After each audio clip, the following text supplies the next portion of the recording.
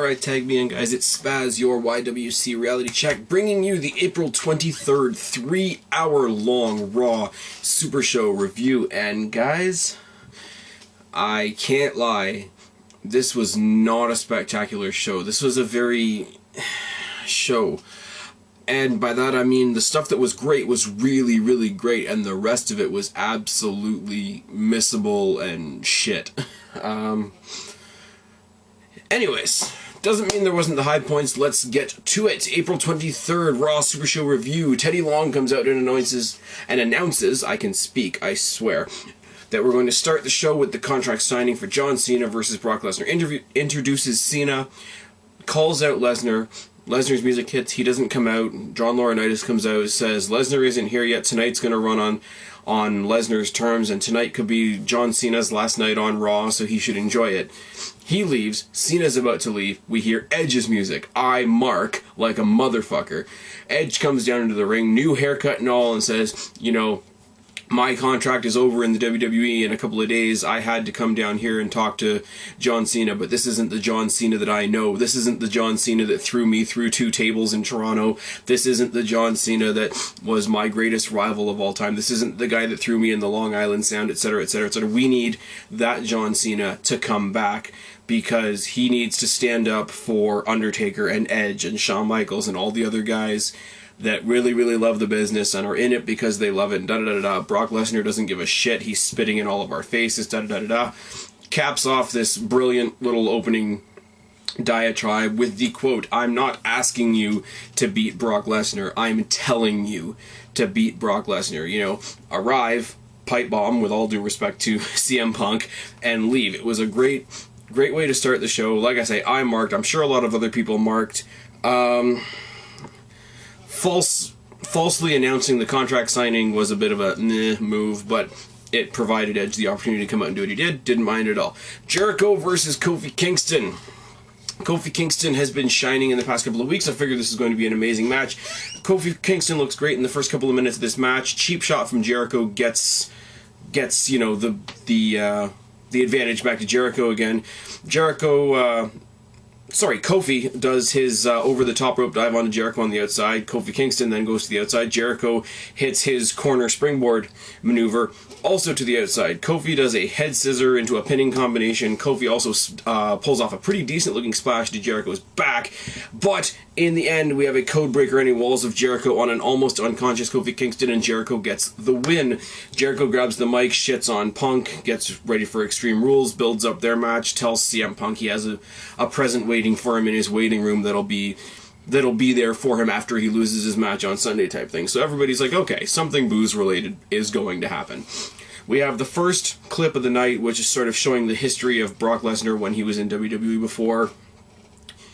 Broke my heart a little bit because it was his first match, which was against my boy Jeff Hardy. Ragdolled the fuck out of Hardy in that match. I've seen that match in recent YouTube wandering, and it's, if you're a Hardy fan, it's friggin' sad to watch because he's just nothing in this match. We have John Laurinaitis and Eve in John Laurinaitis' office saying that he might have an opening in his administration for Eve. Does anybody else notice that whenever John Laurinaitis is talking to Eve, well, any of the divas, but particularly Eve, he really, really does pull off playing a creeper quite well.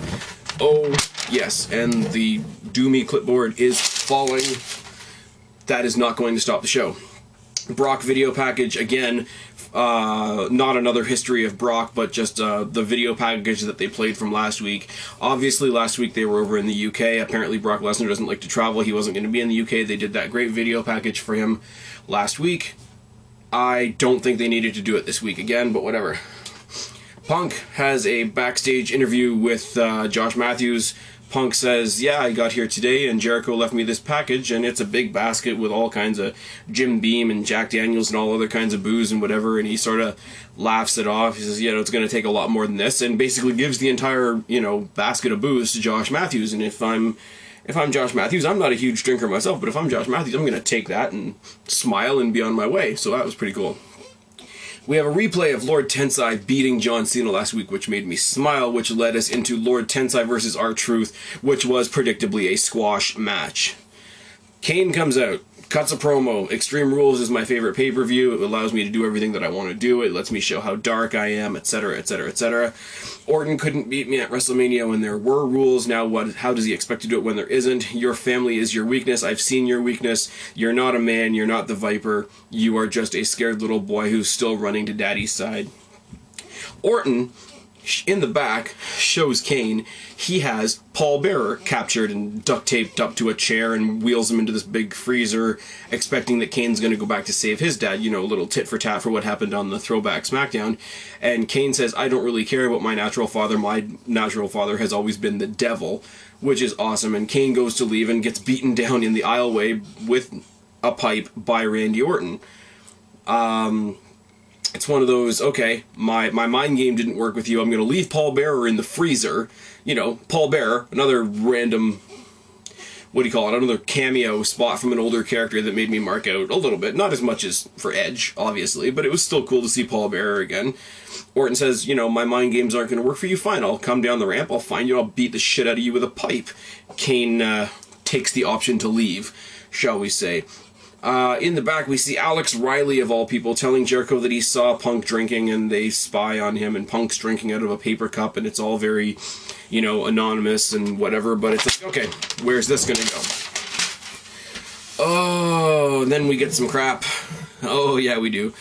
Rhodes and Alberto Del Rio versus Great Khali and The Big Show. Right, yes, Khali and The Big Show are teaming up again. Khali starts off by attacking Rhodes' leg. Rhodes tags out. Khali dominates Alberto Del Rio for a while. Tags in The Big Show. Big Show dominates Alberto Del Rio for a while. Rhodes knocks Big Show out of the ring by pulling down the rope and, you know, doing some shady business. On the outside, Big Show tries to sell that he's injured his knee. Rhodes tags in, works over the knee, works over the ankle, etc. Alberto Del Rio tags back in, keeps him down, actually manages to get a near fall on him, which is decent, and from this point on there are very, very quick tags between Cody Rhodes and Alberto Del Rio. Cody Rhodes gets the figure 4 on The Big Show, and I'm going to mention that more later on. Holds it on for a long period of time. Alberto Del Rio takes a walk on him. Khali chop and a Big Show chokeslam gets Show and Khali the win over Rhodes. Yeah. Right. Santino versus The Miz is announced for Extreme Rules, and I don't know why they're doing this. They did it to the Tag Team Championships at WrestleMania. Now they're doing it to the US Championship. They're announcing Santino versus The Miz at the Extreme Rules pre-show, which is going to be on YouTube. Don't know how I feel about that one. Just saying. Back in Laurinaitis' office, we have Jericho basically telling on Punk, you shouldn't be drinking, what kind of champion is this, da-da-da-da-da. And Laurinaitis tries to tell him there's not much he can do, and Eve actually parks up and says, you know, well, I've been looking over the WWE rulebook, and, you know, he shouldn't be drinking anywhere 24 hours before he's performing. It's in the rulebook. You could strip him of the title if you wanted to. Jericho suggests that they get one of the security guards or the cops or whatever to perform a random sobriety test on him. Laurinaitis obviously thinks it's a great idea. Teddy Long tries to object, and Laurinaitis says, well, Teddy, you're going to be the one out in the ring administering it. Wonderful, wonderful stuff. Brock Lesnar arrives. Josh Matthews tries to interview him and gets his ass kicked for a split second or so. Made me laugh. Josh Matthews went from getting a basket of booze from CM Punk to getting his ass handed to him by Brock Lesnar. Gotta love the lives of the announcers in WWE. What I thought would be a nothing match, Nikki Bella with Brie Bella, obviously with her, doing the twin magic bullshit, versus Beth Phoenix for the Divas Championship. Eve comes out onto the rampway, announces that she is now the executive administrator for John Laurinaitis. It's now going to be a Lumberjill match because none of the other divas do anything and they're all useless, so they might as well go and be Lumberjills, whatever. They also announced sometime in the middle of this that the #1 thing trending worldwide on Twitter, worldwide, is Josh Matthews. That made me laugh a lot. Beth Phoenix dominates Nikki throughout most of the match. All the divas attack Beth Phoenix as soon as they're outside the ring. Beth really royally fucks up her ankle. Either she actually did fuck up her ankle or she sold it tremendously well. Got back into the ring. Nikki gets the win. We have a new champion in Nikki Bella. Yeah. Moving on. We see Teddy in the back talking to CM Punk, telling him that he's going to get a sobriety test in the ring, whatever. CM Punk's all pissed off and he's acting all fucked up and he's stumbling, and he actually does look drunk, which was amusing and, led me to believe, holy shit, are they really going to do this? Teddy announces the sobriety test in the ring when we come back from break. Jericho comes out to watch. Punk comes out looking all fucked up and whatever, and he says, "This is all bullshit. I'm not a drinker. I'm straight edge, and the WWF universe knows it." I'm like, yes, third mark out of the night. They said the F. They brought back Paul Bearer. They had a promo from Edge. I'm having a good night as far as marking out. They tell him to do the alphabet backwards. He fails miserably. They tell him to walk the line. He fails miserably. The officer that's doing the test declares Punk drunk. Teddy strips him of the belt. He begs for one more shot, and a smile comes across his face as he walks the line perfectly, doing the alphabet backwards, doing a Ric Flair strut, doing a really bad moonwalk, and then beats the crap out of Jericho. Walks out with his belt. Not really sure how that works, seeing as Teddy Long technically announced him as being stripped, and the cop did declare him drunk. But, it's WWE logic, we'll look over that. Sheamus and Mark Henry was a match that was actually announced earlier in the night. We're actually looking forward to it. Sheamus comes out, Mark Henry comes out. Daniel Bryan is announced as the special guest referee chosen by John Laurinaitis.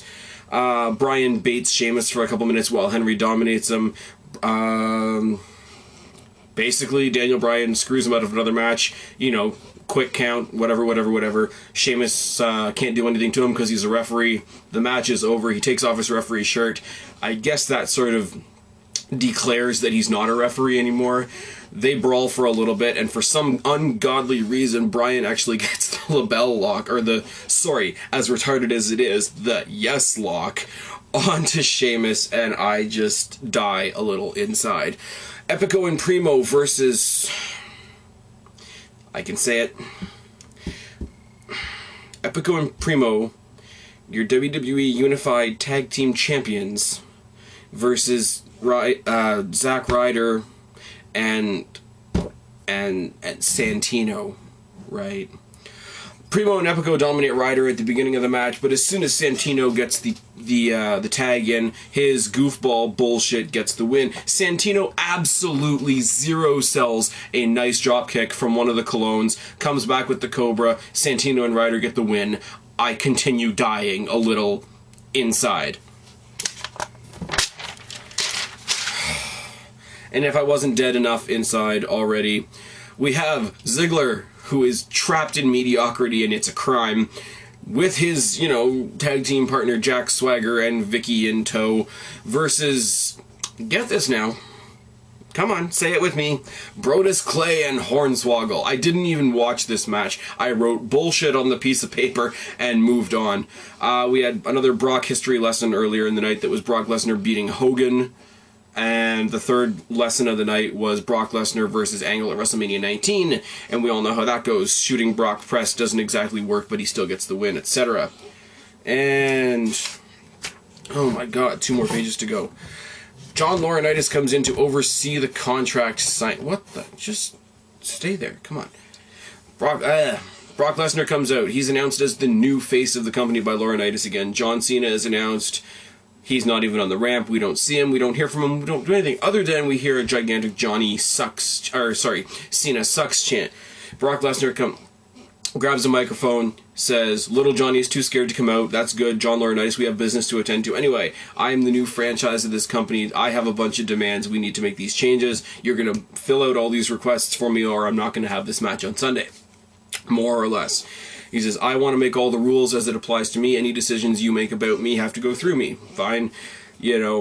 I want to come in on Vince McMahon's private jet. I'm going to show up on Raw and leave Raw whenever I want to. You're not going to treat me like you treat Sheamus. I'm never going to be fined for anything. And Monday Night Raw is now going to be known as the Monday Night Raw Super Show starring Brock Lesnar, which is fine. Cena comes out, finally, and the big change that he's made after the promo from Edge comes out. Same stupid green shirt, same stupid green hat, same stupid trying to be angry look on his face, but he's got the chain with the lock on it. So, shit just got serious, yo. He comes out, pauses, Lesnar taunts him a lot. We get a very, very loud "John's a bitch" chant from the crowd, which was great, because it was a little different than the Cena sucks chants, because there's a little bit of, Cena fans, Cena haters, Cena fans, Cena haters. But he goes, when you just get "John is a bitch," then it's just John is a bitch. Basically, he stares down Lesnar. Lesnar taunts him some more, laughs, leaves the ring as John Cena is signing the paper, and that's how we end the show. Very, very anticlimactic way to end the show. So what I said earlier, you know, the stuff that was good was good. The stuff that I marked out for was great to mark out for, but everything else just lacked.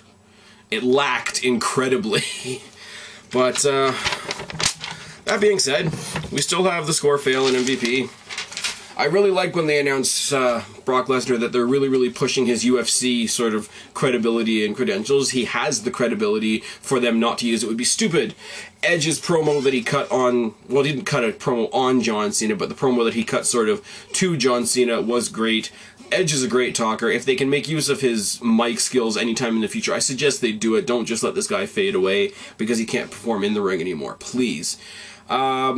Eve the Gold Digger went from Ryder to trying to get Cena to now John Laurinaitis, giving her a new job. It follows, it works, and the way she sucks up to John Laurinaitis compared to the way John Laurinaitis is kind of a creeper to her, they work very well together as sort of a heel tandem.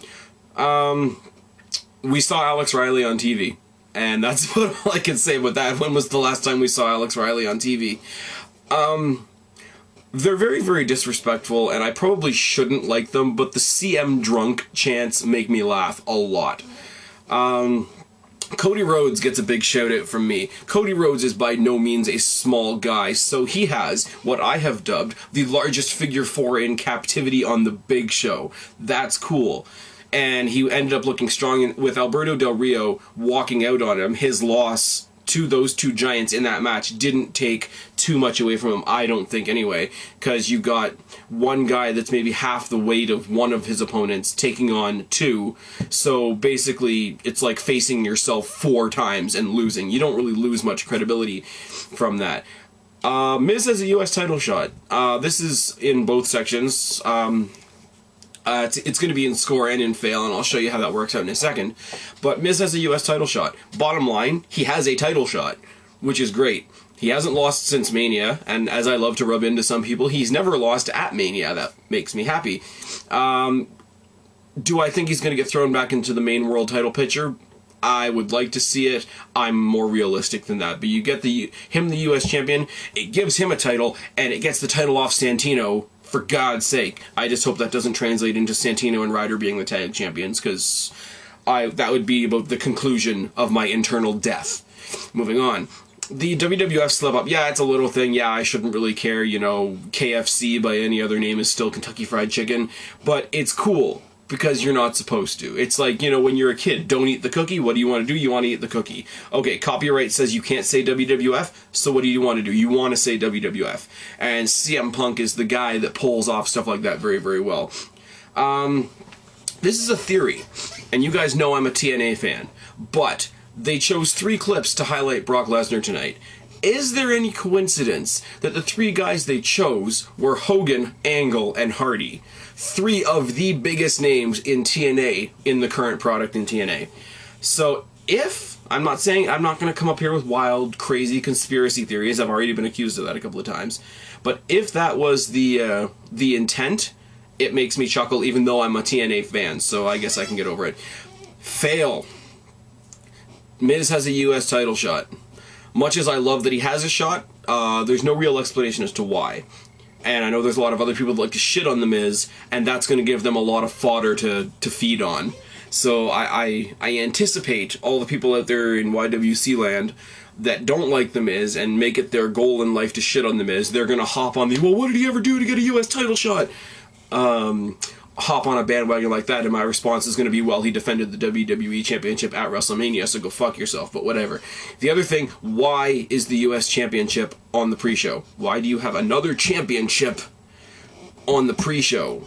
And you wonder why people don't take the mid-card titles seriously, or the tag titles seriously, or the Diva titles seriously, or whatever. That's all I'm going to say about that. Still happy as hell that he's got a title shot. It's the slow rebuilding of Miz, and I like it. Lord Tensai. I like Lord Tensai. I don't like the inconsistent booking. He comes in, he squashes mid-carder, he squashes another mid-carder, he squashes another mid-carder. Last week he beats John Cena the end-all, be-all golden boy of the company. And this week he's back to facing R-Truth. R-Truth's an entertaining guy. I have nothing against R-Truth. He's good at what he does in his role in the mid-card.